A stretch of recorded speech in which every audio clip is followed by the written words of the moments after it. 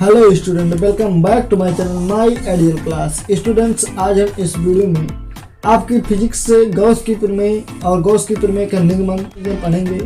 तो यदि आप गॉस की प्रमेय पढ़ना चाहते हैं और उसको करना चाहते हैं तो आप इस वीडियो में अंत तक बने रहिए। और यदि आपने अभी तक इस चैनल को सब्सक्राइब नहीं किया है तो चैनल को सब्सक्राइब कर लीजिए, बेल आइकन प्रेस कर लीजिए। और यदि आपसे हो सके तो अपने क्लास के, कोचिंग के और स्कूल के सभी मित्रों में इस वीडियो को शेयर कर दीजिए। गॉस की प्रमेय अथवा गॉस का नियम यानी गॉसेस थ्योरम और गॉस लॉ आपके पेपर में सबसे ज्यादा पूछे जाने वाला प्रश्न है। यदि आपको गॉस का नियम नहीं आया, गॉस की प्रमेय नहीं आई, तो आगे आप इसके अनुप्रयोग के डेरिवेशन नहीं कर पाएंगे। इसलिए हम क्या कहना चाहते हैं आपसे ये कहना चाहते हैं कि आप जो वीडियो को भगा के देख रहे हैं, स्किप करके देख रहे हैं, तो आप वीडियो को स्किप करके ना देखिएगा, एक तरफ से देखते चलिएगा और समझते चलिएगा। तो देखिए, हमारी हेडिंग जैसे कि है गॉस की प्रमेय अथवा गॉस का नियम। तो पहले हम इसका नियम देखते हैं, फिर इसको आगे देखेंगे। तो देखिए, इसका नियम क्या है कि किसी बंद पृष्ठ से गुजरने वाला वैद्युत फ्लक्स पृष्ठ द्वारा परिबद्ध कुल यानी नेट आवेश Q का 1/ε0 गुना होता है। देखिए, नियम क्या कहता है हमारे कि किसी बंद पृष्ठ से गुजरने वाला, तो हमें सबसे पहले क्या करना है, बंद पृष्ठ जानना है। तो देखिए, हमने एक बंद पृष्ठ लिया है कि ये बंद पृष्ठ क्या है। देखिए, हमने यहाँ पे एक गोला लिया है, ना कि ये वृत्त है। कल भी हम आपसे बताए थे कि ये हम गोला लिए हैं, वृत्त नहीं लिए हैं। ये हमने एक क्या लिया है, गोला लिया है। गोले का मतलब क्या होता है, एक बॉल ली हमने। उस बॉल में क्या है, उस बॉल में एक आवेश है, और जो आवेश है वही कुल आवेश, जितना भी उस बंद पृष्ठ के अंदर जो भी आवेश है वो नियम के अनुसार कितना होगा, 1/ε0 गुना होगा। नियम यही तो कह रहा है हमारा कि किसी बंद पृष्ठ से गुजरने वाला वैद्युत फ्लक्स। और वैद्युत फ्लक्स हम आपको पीछे वाले वीडियो में बताए थे कि वैद्युत फ्लक्स क्या होता है। तो हमें उम्मीद है कि आपने कल का वीडियो कंप्लीटली पूरी तरह से तैयार कर लिया होगा, और नहीं तैयार किया तो इस वीडियो को देखने से पहले, यानी इस टॉपिक को देखने से पहले आप उन तीनों टॉपिकों को, दोनों टॉपिक को जो भी कराया हमने इसके पहले, उसको तैयार कर लेना है। तो अभी क्या है हमारा कि किसी बंद पृष्ठ से, यह एक बंद पृष्ठ है, यानी हमने यहाँ पे एक गोला लिया है। इस गोले में क्या हो रहा है कि गुजरने वाला वैद्युत फ्लक्स, यानी इस गोले से जो वैद्युत फ्लक्स गुजरेगा वो क्या होगा, पृष्ठ द्वारा परिबद्ध कुल का मतलब होता है नेट आवेश क्या है, इसके भीतर Q का 1/ε0 गुना होगा। मतलब इसका क्या हुआ, समझिए ध्यान से कि हम इसको थोड़ा सा मान लेंगे कि यदि किसी बंद पृष्ठ A से परिबद्ध आवेश Q है, ये जो हमारा एक बंद पृष्ठ है, ये गोला है, इसके अंदर आवेश कितना है, Q है। तो इससे निर्गत कुल वैद्युत फ्लक्स को कैसे लिखते हैं, φE से लिखते हैं। φE क्या होगा, φE कुल आवेश का, ये लिखा है ना कि पृष्ठ द्वारा परिबद्ध कुल आवेश क्या है, Q का क्या होगा, 1/ε0 गुना होगा। इसका मतलब ये हुआ, पहले ये बना φE बराबर Q गुणे 1/ε0। मतलब क्या कि आवेश है ना, आवेश के कितना गुना है, आवेश जो है वो 1/ε0 गुना है। तो मतलब हमारा क्या बना, मतलब हमारा ये बना कि जो वैद्युत फ्लक्स इस गोले से, इस पृष्ठ से गुजरेगा वो कितना होगा, आवेश का 1/ε0 गुना होगा। आपको क्या करना है, एक ठो गोला लेना है, उस गोले के भीतर एक आवेश लेना है, और जितने भी उसके अंदर वैद्युत फ्लक्स होगा वो उस आवेश का 1/ε0 गुना होगा। ये क्या है, ये आपके गॉस चर्चा की प्रमेय है। उन्होंने क्या बताए, वो ये बताया कि कोई एक बंद पृष्ठ है, उससे गुजरने वाला जो वैद्युत फ्लक्स होगा वो उसके भीतर कुल आवेश का 1/ε0 गुना होगा। उसे हम क्या कहेंगे, गॉस का नियम कहेंगे। इससे सूत्र क्या बना, सूत्र बन गया हमारा φE = Q/ε0। तो हमें उम्मीद है कि आपको ये हेडिंग, ये नियम बढ़िया समझ में आया होगा। और यदि आया है तो आप क्या कीजिए, इस वीडियो को लाइक अब कर दीजिए, और यदि आपसे हो सके तो अपने मित्रों में भी इसको अब शेयर कर दीजिए। और यहाँ जो ये ε0 है, ये क्या है, निर्वात अथवा वायु की वैद्युतशीलता है। ये आपको लेसन नंबर 1 में बताया गया था।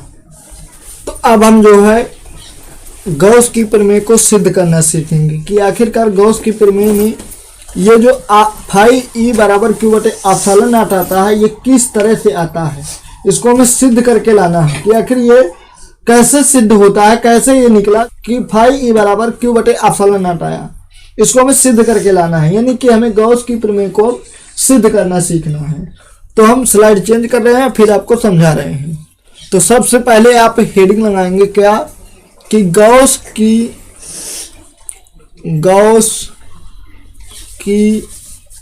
प्रमेय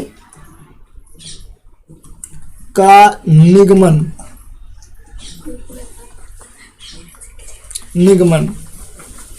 अब देखिए निगमन हमें करना है। सबसे पहले हम क्या लेते हैं, इस पे एक ठो बंद पृष्ठ लेते हैं, जो अभी हम इसके नियम में पढ़े कि कोई एक बंद पृष्ठ होगा, तो हम सबसे पहले इस पे एक ठो बंद पृष्ठ लिए ले रहे हैं।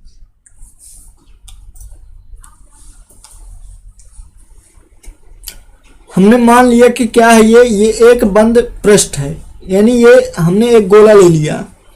ये गोला हो गया, इसके केंद्र में हमने एक आवेश रख दिया। क्या रख दिया, इसके केंद्र में हमने एक बिंदु आवेश रख दिया, प्लस क्यू है। अब हमें क्या करना है, हमने ये नहीं लिया कि वृत्त लिया, हमने लिया एक गोला लिए है जो कि चारों ओर से क्या है, बंद है। क्यों, क्योंकि जो वैद्युत फ्लक्स है वो एक बंद पृष्ठ में ही गुजरेगा। तो हमने क्या लिया, एक तो बंद पृष्ठ लिया जो कि एक गोला है। हम इसका थोड़ी सी पार्ट ले लेंगे, जैसे कल हम पीछे के नियम में पढ़े थे, इसका हमने थोड़ा सा पार्ट यहाँ पे ले लिया, जिसका नाम हमने दे दिया डी ए दे दो या ए दे दो। इससे हम जो है यहाँ पे नाम दे रहे हैं ओ बिंदु हमने ली। ओ बिंदु पे हमने प्लस क्यू आवेश रख दिया। इससे आर मीटर की दूरी पर हमने कोई बिंदु यहाँ पे क्या ले लिया, एक ठो पी बिंदु ले लिया। जहां पर देखा जाए कि इस पे इसकी जो हमने क्षेत्रफल लिया इस गोले का, उस पे क्षेत्रफल वेक्टर किस दिशा में लगेगा और इस पे वैद्युत क्षेत्र की दिशा किस तरफ होगी। तो देखिए हमने इस पे यहाँ पे थोड़ा सा लिया है ना ये पार्ट, तो इसका जो क्षेत्रफल वेक्टर होगा वो किस तरफ होगा, वो कुछ इस तरह होगा, बाहर की ओर। हमने आपको पीछे की वीडियो में बताया था, क्या बताया था कि जो क्षेत्रफल वेक्टर होता है वो किसी पृष्ठ के थोड़े से भाग के लिए गए, जो भाग हम लेते हैं, थोड़ा सा जो पार्ट लेते हैं वो उसके लंबवत होता है, बाहर होता है उसका क्षेत्रफल वेक्टर। और इसी तरफ क्या होगी, इसी तरफ इसका जो है वैद्युत क्षेत्र होगा, इसी दिशा में वैद्युत क्षेत्र की तीव्रता काम करेगी। तो यहाँ हम दे देते हैं इसको ई, और यहाँ दे देते हैं, और यहीं पर दिए दे रहे हैं डी ए वेक्टर। समझो ध्यान से, ये क्या है, हमने एक गोला लिया है, गोले में क्या है, गोले में हमने एक बिंदु आवेश रखा है, ओ बिंदु माना है उसको, प्लस क्यू आवेश उसके अंदर रख दिया। क्यों, क्योंकि जो वैद्युत फ्लक्स होगा वो एक बंद पृष्ठ से ही गुजरेगा। हमने एक बंद पृष्ठ लिया, उसके केंद्र में ओ नाम दिया, उस पर धन आवेश क्यू रख दिया। उससे आर मीटर की दूरी पर जो आवेश रखा है उससे आर मीटर की दूरी पर कहीं पर हमने एक बिंदु लिया, थोड़ा सा उसका जो है क्षेत्रफल ले लिया। उसके क्षेत्रफल में हमने उसका क्षेत्रफल वेक्टर देखा, वो किस तरफ लगा, वो इस तरफ लगा, और इसी दिशा में जो है वैद्युत क्षेत्र लगा। अब हमें जो है थोड़ी सी इसकी राम कथा लिखनी है, तो राम कथा में आप जो है लिख सकते हैं अपने बुक से देख के, बट हम मेन आपको बता दे रहे हैं क्या लिखना है। इस पर लिखेंगे हम कि माना एक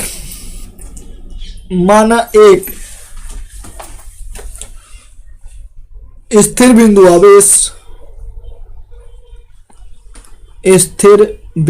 आवेश प्लस क्यू जिसके चारों ओर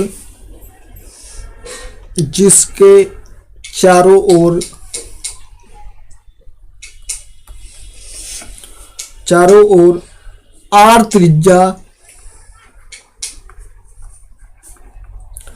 त्रिज्या का बंद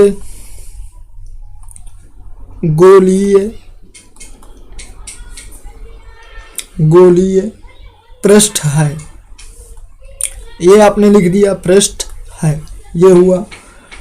अब जब ये है तो बंद, अब क्या देखेंगे, जब हमारा ये चित्र हो गया, उसकी थोड़ी सी राम कथा हो गई, तो थोड़ा सा आप लिखेंगे, क्या लिखेंगे कि तब बंद गोलीय पृष्ठ से गुजरने वाला वैद्युत फ्लक्स, यहां लिखे दे रहे हैं कि तब बंद गोलीय पृष्ठ से गुजरने वाला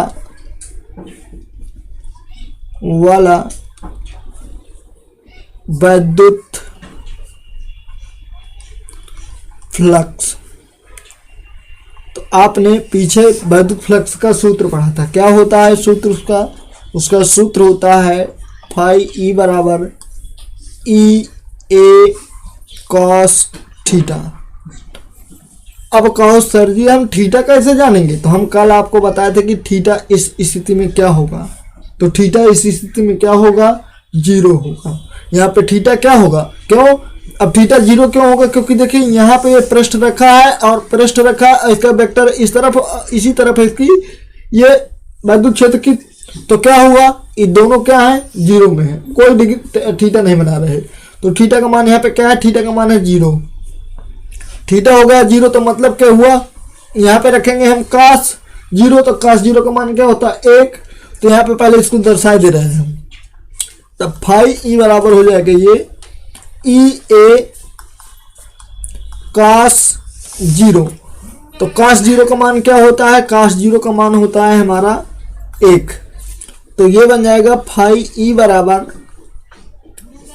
ई ए।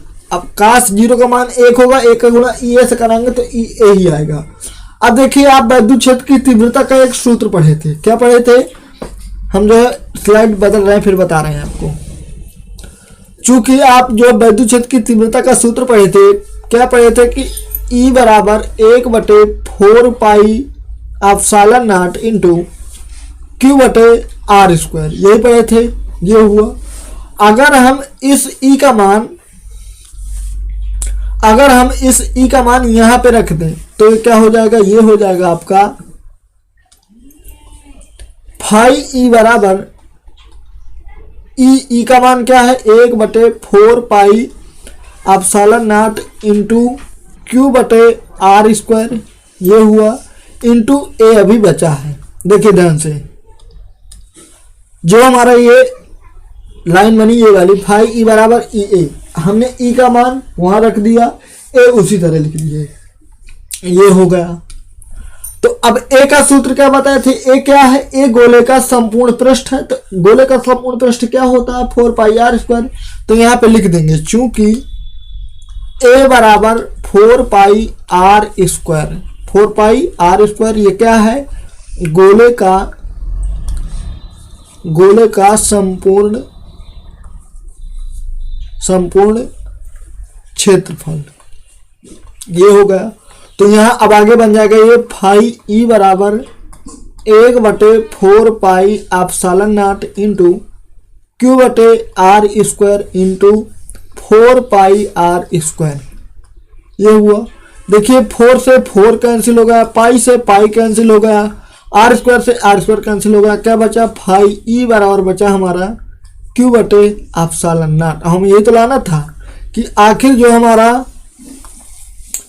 हमारी जो गॉस की प्रमेय होती है वो क्या होती है, यही तो होती है Q/एप्सिलॉन नॉट।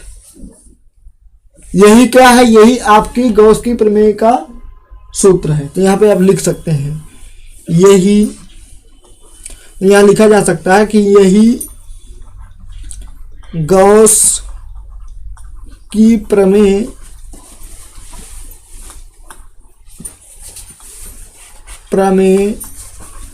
का सूत्र है।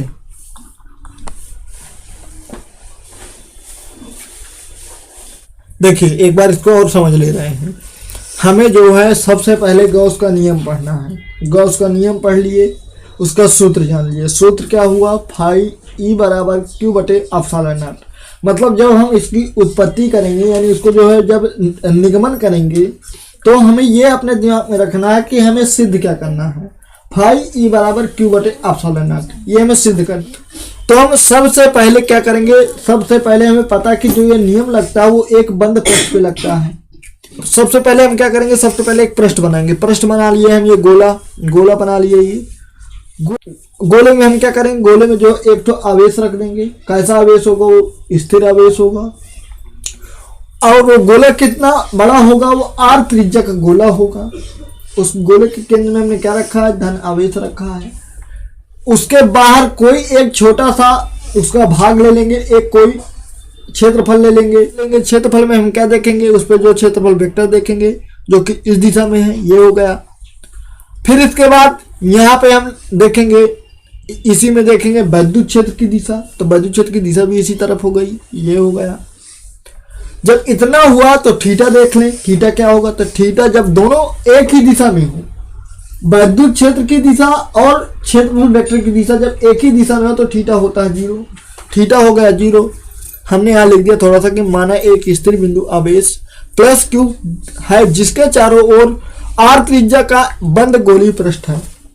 जो आवेश है जिसपे हमें वैद्युत फ्लक्स देखना है कि कितना वैद्युत फ्लक्स गुजरेगा, उसके चारों ओर एक आर त्रिज्या का एक गोला बना हुआ गोलीय पृष्ठ है, बंद है, ये हो गया। तब हम क्या देखेंगे, इस पे गुजरने वाला वैद्युत फ्लक्स देखेंगे। तो लिखेंगे थोड़ा सा कि तब बंद गोलीय पृष्ठ से गुजरने वाला वैद्युत फ्लक्स। वैद्युत फ्लक्स का सूत्र पीछे पढ़े हैं, वैद्युत फ्लक्स का सूत्र पढ़े, फाई ई बराबर आप ई इंटू ए इंटू कास थीटा। थीटा क्या है 0, हमने कास थीटा की जगह रख दिया कास 0। कास 0 का मान होता है 1 हो गया। बचा हमारा फाई ई बराबर ई ए। अब ई क्या है, ई है वैद्युत क्षेत्र की तीव्रता।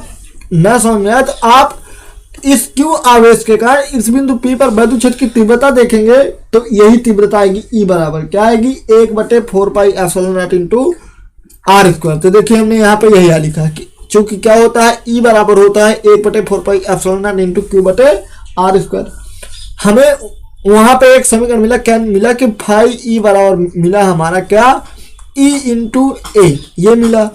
हमने इस ई का मान ये रख दिया, पूरा ये वाला उठाए और इस पे जगह रख दिया तो हमारी ये लाइन बनी। ए ये वाला जो बचा इसको हमने उसी तरह लिख दिया, ये हो गया।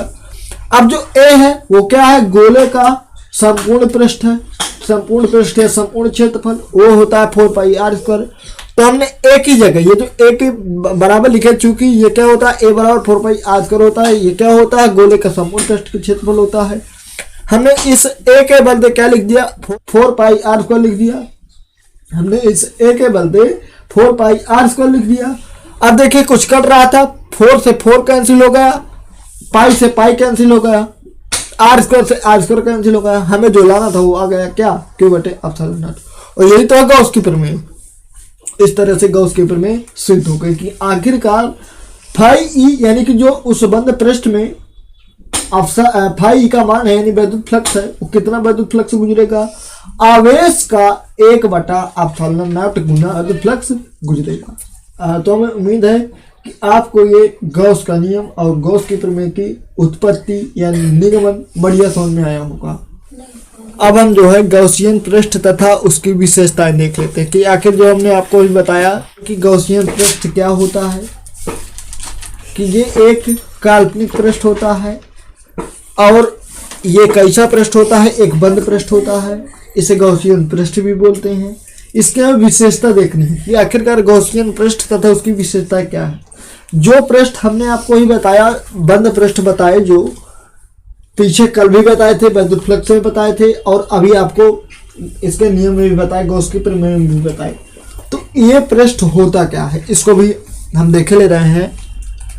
तो देखिए ये क्या होता है, गॉसियन पृष्ठ एक स्वच्छ बंद पृष्ठ है। हमें एक ऐसा पृष्ठ लेना है जो बंद हो, अपने मन से ले सकते हैं लेकिन वो क्या होना चाहिए, बंद होना चाहिए। गॉसियन पृष्ठ कैसा पृष्ठ है, एक स्वच्छ बंद पृष्ठ है जिसमें से गुरुत्वीय वैद्युत और चुंबकीय क्षेत्रों के फ्लक्स की गणना की जाती है। जब वो फ्लक्स बंद होगा, चारों ओर से बंद होगा, तभी उसमें जो है हम चुंबकीय क्षेत्रों के फ्लक्स की गणना और वैद्युत क्षेत्रों में फ्लक्स की गणना कर पाएंगे। अगर वो चारों ओर से बंद नहीं है तो फिर हम उसमें वैद्युत फ्लक्स की या चुंबकीय फ्लक्स की गणना नहीं कर सकते हैं। अब वो हो कैसे सकते हैं, देखिए गोले, बेलन, घन के पृष्ठ इसके उदाहरण है। मतलब अगर कोई आपसे पूछने लगे कि बंद गॉसियन पृष्ठ बताओ, तो आप ध्यान दिए रहना कि वो गोला हो सकता है, बेलन हो सकता है, घन हो सकता है। ये सब आपके क्या है, बंद गॉसियन पृष्ठ के उदाहरण हैं। कुछ पृष्ठ जैसे चकती का पृष्ठ, वर्गाकार पृष्ठ को गॉसियन पृष्ठ की तरह प्रयुक्त नहीं कर सकते हैं। यहाँ पे आप लिख लीजिएगा, सकते हैं। अगर आपसे कोई पूछने लगे कि क्या ये वर्ग हो सकता है, आयत हो सकता है, वृत्त हो सकता है, ये सब बंद पृष्ठ नहीं है। गॉसियन पृष्ठ की कुछ मुख्य विशेषताएं अथवा गुण निम्नलिखित हैं। देखिए इसकी विशेषताएं क्या है। यह एक बंद पृष्ठ होना चाहिए। अगर हम गॉसियन पृष्ठ ले रहे हैं तो कैसा होना चाहिए, बंद होना चाहिए, जिसकी आकृति चारों ओर से बंद हो, जिससे कि उन बिंदुओं के बीच जो पृष्ठ के भीतर है, पृष्ठ पर है अथवा पृष्ठ से बाहर है। अब देखिए ध्यान समझिए, जो बिंदु हम ले वो उसके भीतर हो या उसके बाहर हो या फिर उस पर हो, के बीच अंतर स्पष्ट किया जा सके। यह पृष्ठ उस बिंदु से गुजरना चाहिए जहां पर वैद्युत क्षेत्र ज्ञात करना है। उस पृष्ठ में ये बिंदु होना चाहिए, यानी यह पृष्ठ उस बिंदु से गुजरना चाहिए जहां पर हमें वैद्युत क्षेत्र ज्ञात करना है। जैसे हमने अभी बिंदु P कहाँ लिया था, उस गोले के पृष्ठ पर लिया था, वो वहां पे होना चाहिए। ये बात हो गई। देखिए तीसरा पॉइंट है इसका कि पृष्ठ की आकृति स्रोत के सममित होनी चाहिए, जिससे कि क्षेत्र पृष्ठ के प्रत्येक बिंदु पर लंबवत हो तथा परिमाण में नियत हो। यानी ऐसा पृष्ठ होना चाहिए वो जिसका जो पृष्ठ हो, बिंदु हो, वो प्रत्येक लंबवत हो। क्यों लंबवत हो, क्योंकि जो क्षेत्रफल वेक्टर होता है वो लंबवत लगता है और उसमें क्या होना चाहिए, परिमाण होना चाहिए। तो ये क्या है, ये गॉसियन पृष्ठ की विशेषताएं हैं। अगर आपसे कोई पूछने लगे तो आप ये सब याद कर लेना कि गॉसियन पृष्ठ कैसा होना चाहिए। यदि हम गॉस की प्रमेय पढ़े और यदि हम गॉस की प्रमेय के अनुप्रयोग पढ़ना चाहते हैं तो हमें इनकी बहुत ज़्यादा आवश्यकता पड़ने वाली है, क्योंकि आगे जब आप डेरिवेशन करेंगे यानी कि गॉस की प्रमेय के अनुप्रयोग पढ़ेंगे तो उनमें इनका बहुत ज़्यादा यूज है। तो कल जब हम अगली क्लास आएगी आपकी, उस पर हम ये सब चीज़ों का उपयोग समझेंगे। इसलिए आप क्या कीजिएगा, पहले से याद कर लीजिएगा कि बेलन कैसी आकृति है, गोला कैसी आकृति है और घन कैसी आकृति है। जब आपको ये पता होगा कि ये सब क्या है, गॉसियन पृष्ठ है, तो आपको गॉस की प्रमेय के अनुप्रयोग पढ़ने में बहुत आसानी रहेगी। तो यदि आपको समझ में आए हैं तो आपका काम क्या है, आपका काम ये है कि आपको अपने ज़्यादा से ज़्यादा मित्रों में हमारे इन सभी वीडियो को पहुंचाना।